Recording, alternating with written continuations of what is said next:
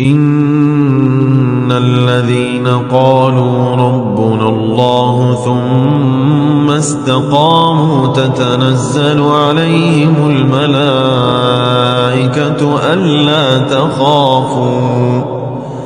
ألا تخافوا ولا تحزنوا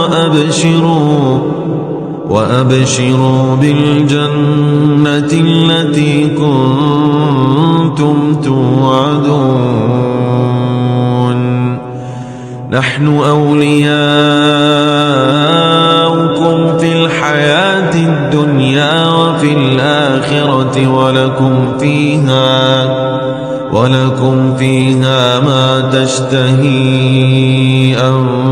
أنفسكم ولكم فيها ما تدعون نزلا من غفور